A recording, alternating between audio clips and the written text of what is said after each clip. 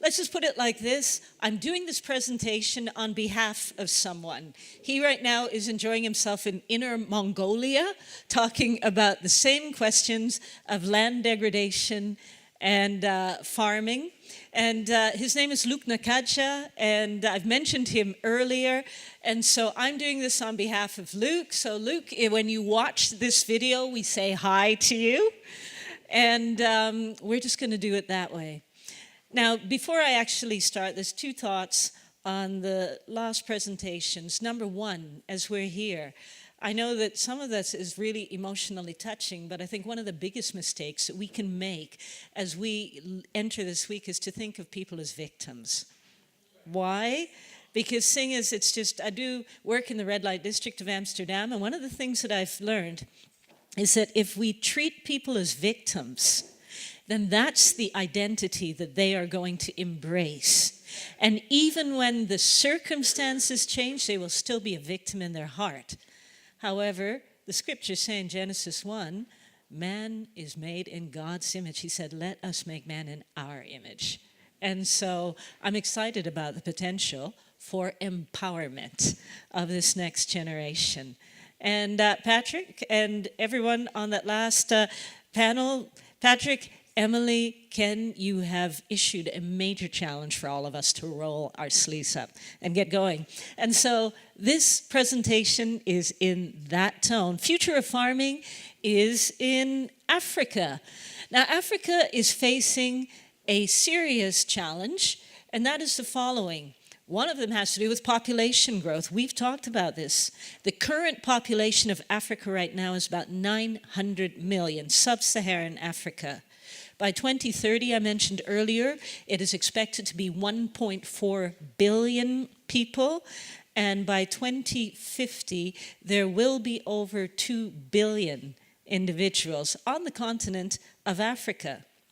Now, if you look at the challenges associated with feeding everyone on the continent, if we do nothing, and there's even an abbreviation for that, and it is BAU, business as usual. If we continue with business as usual, then by 2030, we are going to need additional croplands the size of the entire nation of South Africa in order to feed the extra 500 million people in Africa in that time, all right? So as a result, sorry, I think it's an extra 500,000 or 500 million. My figures are between 900 million and 1.4 billion. We're going to need land area that size in order to feed the extra individuals here. So as a result, the thing that I'm talking about right now is not a business as usual thing. It is also a call to action.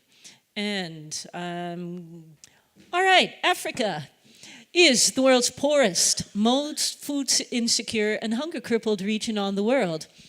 It's also the most vulnerable region to land degradation, desertification, and drought. We're going to define our terms in a moment. However, it holds the world's largest arable land stock and largest land restoration potential. Now, Ken touched on that. 60% of the uncultivated land that is not covered by forest, that still remains, as I said, to be cultivated in the world, is in Africa. 60% of that. And of the land in Africa that could be restored to fertility and rehabilitated from land degradation. Land degradation is just a decrease in fertility of land due to a loss of topsoil, acidification, that kind of things. 1/3 of African land that is in that condition. And if that could be restored, then you'd also have an awful lot.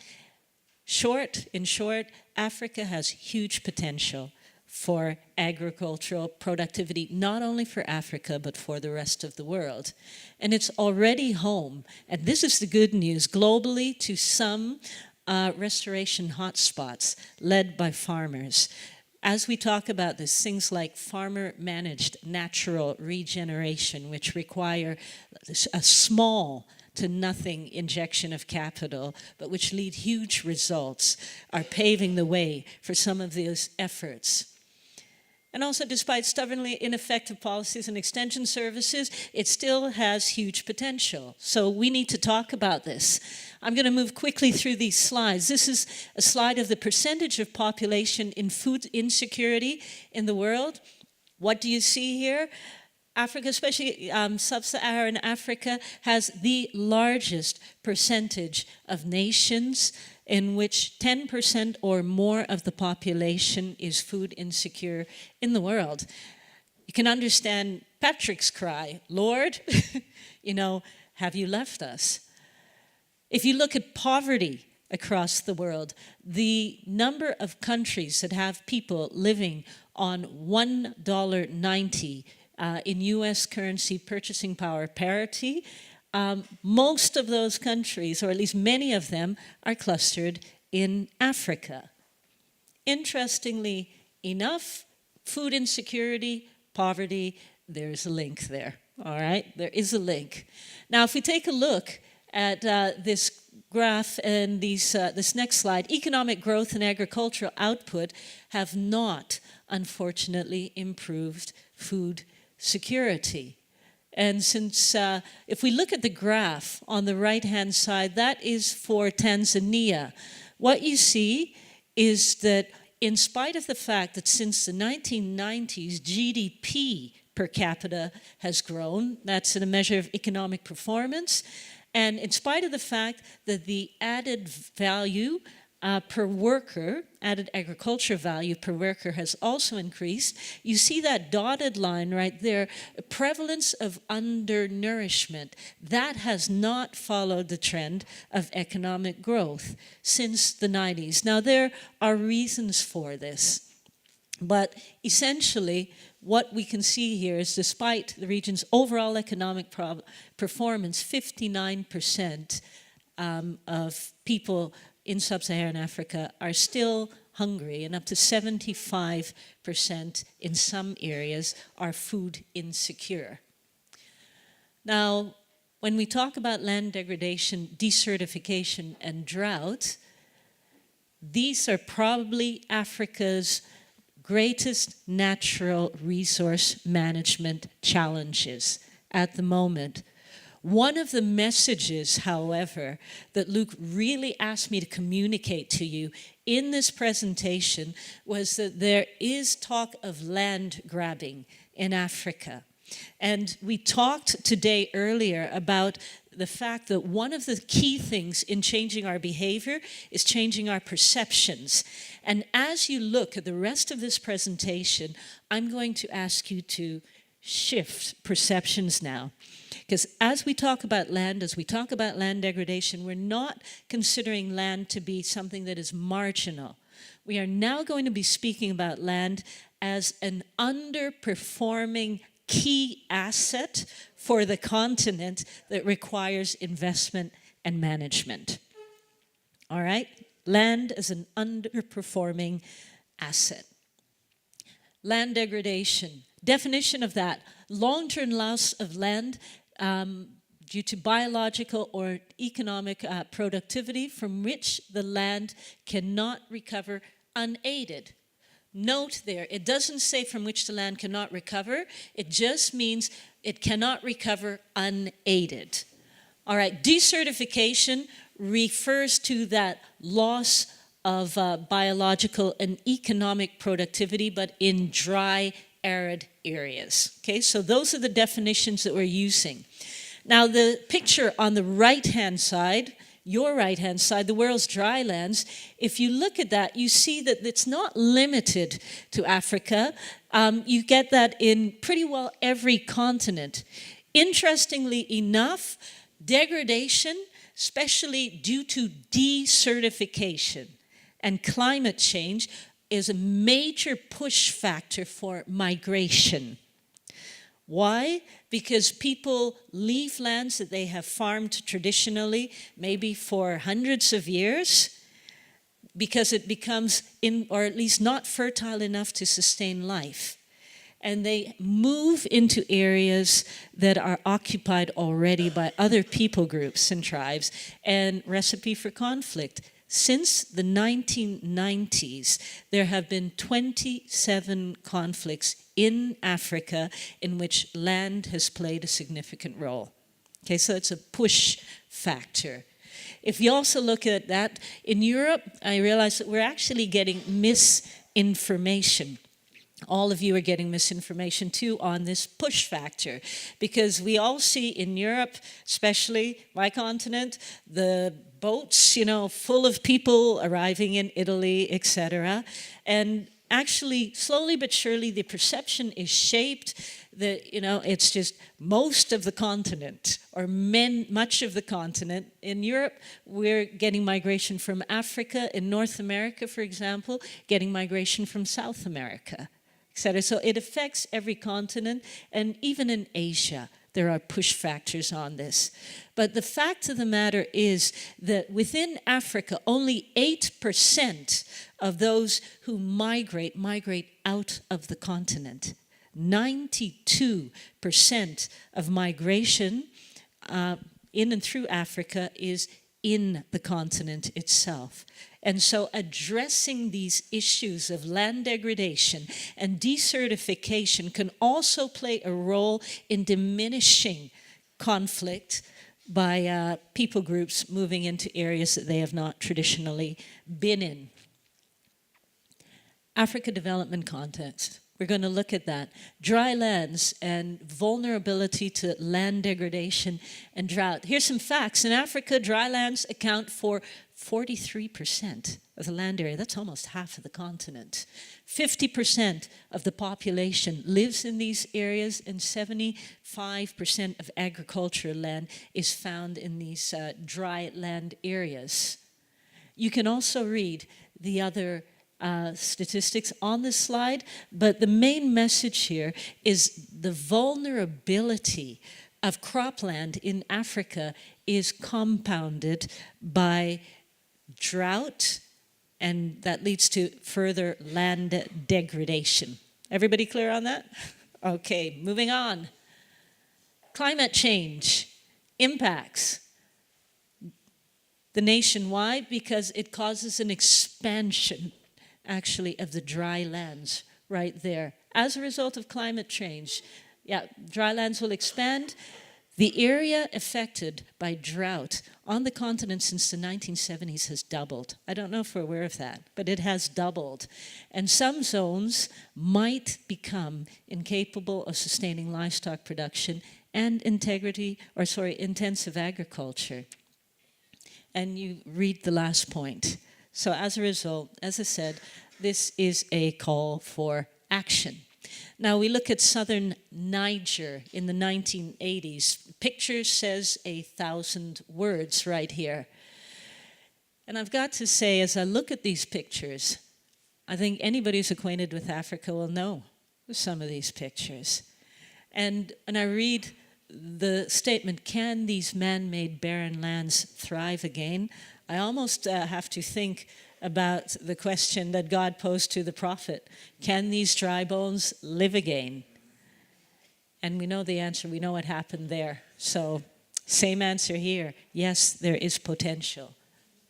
But the need is high. And so as a result, Ken, just your idea of looking at agriculture also too. It's a very pressing need.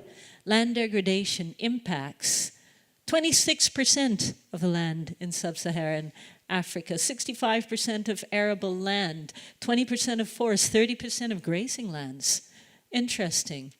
And interestingly enough, Africa is the only continent of the world in which in the last 3 or 4 decades, the amount of agricultural land has expanded, but the productivity per hectare has actually decreased. It's the only continent in the world in which that's happening.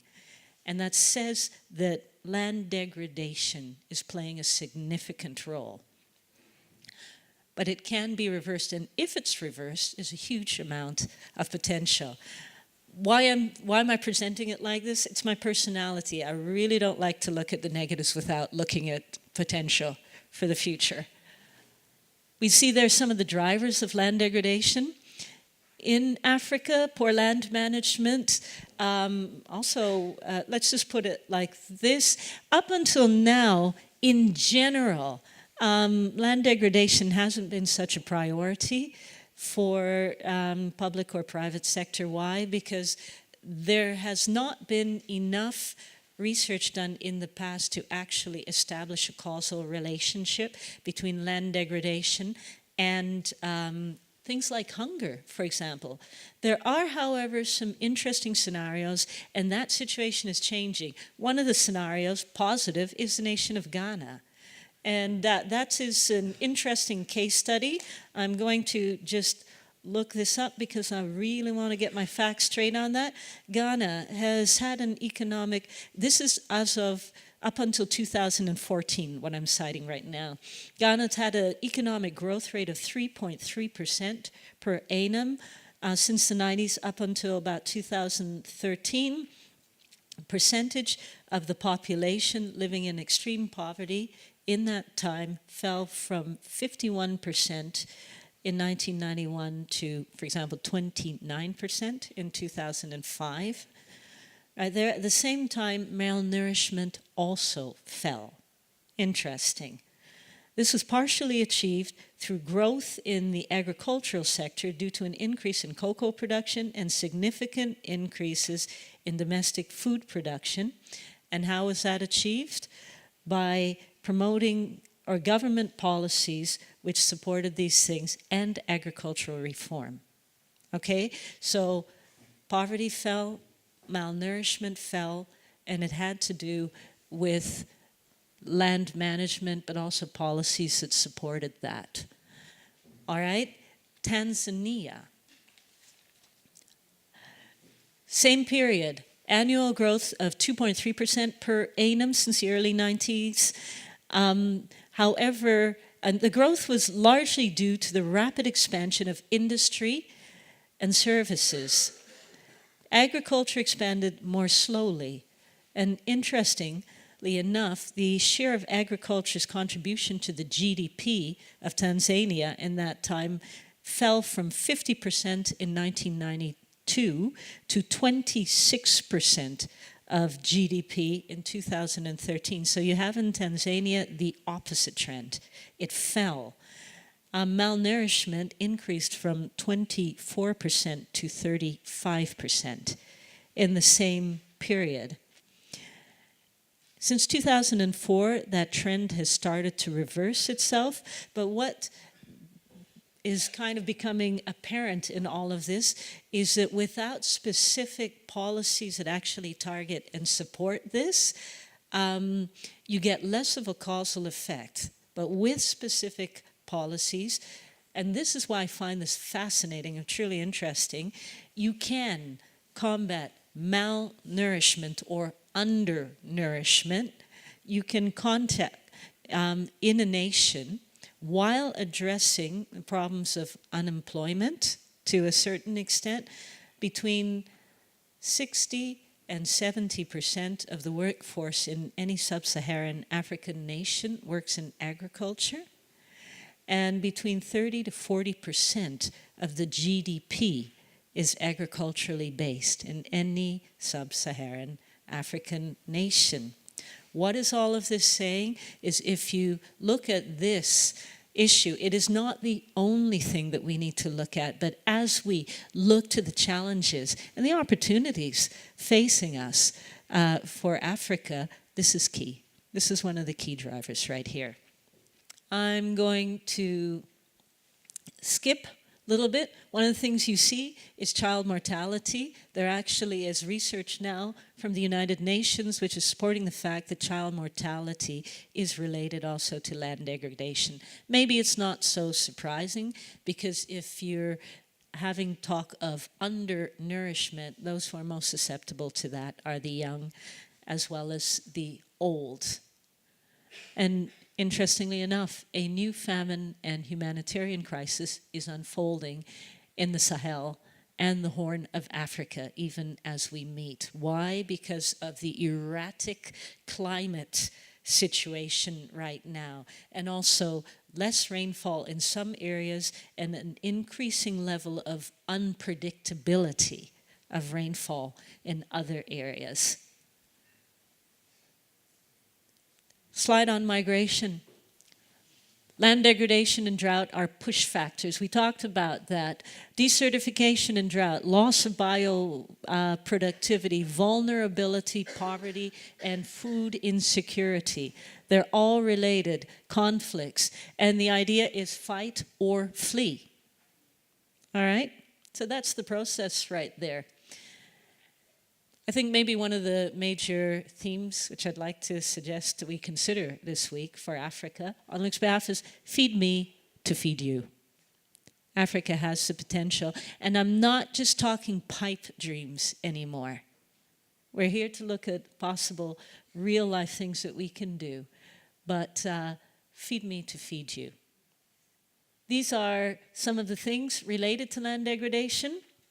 We've talked about it before. I don't have to read them out. You can read it yourself. But land degradation impacts each nation's economy in sub-Saharan Africa to the tune of 3 to 11% of GDP per annum.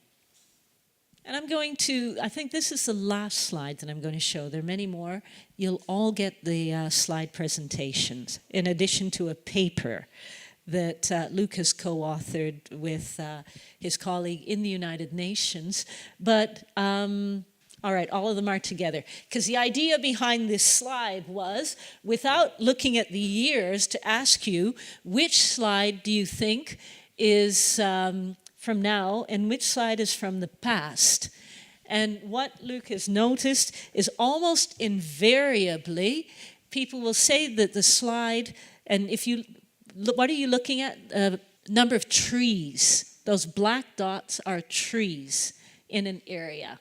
And so almost invariably, people would say, okay, the thing from 2005, that is actually from the 50s, and the thing with 50s, less trees, that is from now. The reason why I say that is that I haven't realized that there are successful regeneration efforts going on as we speak. So that the whole idea behind farmer-managed natural regeneration is that you take the tree stumps that are still left in the ground and you teach local farmers, so it's a grassroots movement, to cultivate the root systems. And as you do that, within a few years, because you see here, it's 1955 to 2005. It's the same piece of ground, an aerial photo, 50 years. And even if you look at 20 years with 1975, you see improvement. So you can actually use that to cultivate forests again. And the roots will hold the soil so you don't get erosion of topsoil, and it will also help to promote and improve the biodiversity of the soil, which combats land degradation. Very, very interesting, and it's shown to be successful. Okay, and so that is something that we need to consider as we look at this whole area of land degradation and desertification. When we talk about the costs, the last point that I would like to make on this, when we talk about the costs and looking at land as an underperforming asset instead of just as marginal, the loss of productivity of land in sub-Saharan Africa in 2005 was calculated at, it was more than 3 trillion US dollars. And that was the loss of potential grain crops, the value of the crops that was not grown due to decreased productivity of the land. If committed to even just seeing 12% of land on the continent regenerated. That is equal to about 178 million hectares of land. The total investment needed would be in the order of 344 million US dollars. That is only the equivalent of 1.15% of GDP. So to repeat that, what was lost, for example, in the value of grain crops that were not able to be grown because land had become degraded, was 11 to 12% of GDP, whereas an investment now of only 1.15% of GDP in a significant restoration of productivity. And so as we end off today, I just say, as we entered into this meeting and the preparations for this meeting, one of the things that I was really praying for was, Lord, would you give us keys? Would you give us keys so that we could hit at possibly several things at the same time? And I do believe, at least based on the facts and the figures, that this has a strong potential to be one of them. Thank you very much.